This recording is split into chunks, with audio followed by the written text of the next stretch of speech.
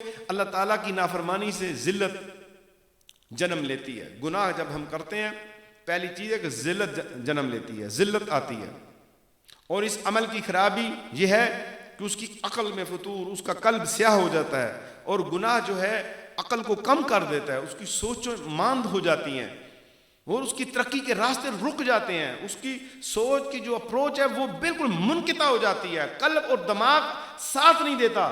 گناہ گار آدمی جو ہے بہت بڑی بیماری ہے جو اللہ کی نافرمانی والے کام ہیں, یہ قلبی بیماریوں میں آتے ہیں.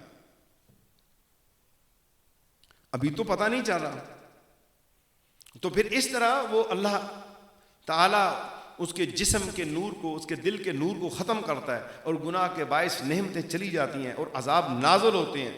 کیونکہ انسان سے نعمت کا زوال گناہ کی وجہ سے ہوتا ہے اور اس پر عذاب بھی گناہ کے باعث نازل ہوتا ہے.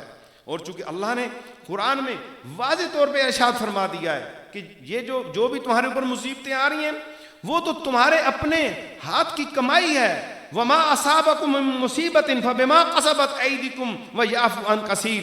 اور تمہیں جو مصیبت پہنچتی ہے وہ تمہارے اعمال کی وجہ سے ہے. وہ اللہ تعالیٰ بہت کچھ معاف کر دیتا ہے. اگر اللہ ہمیں معاف نہ کرے, چھوٹ نہ دے,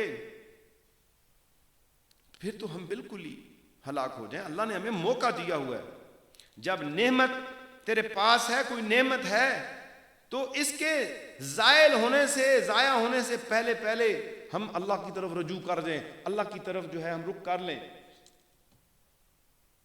اور جو اللہ تبارک و تعالی کی طرف رجوع کرتا ہے تو پھر اللہ تبارک و تعالی اس کے گناہوں کو معاف بھی کرتا ہے, اس گناہ کی بیماریوں سے بھی نکالتا ہے.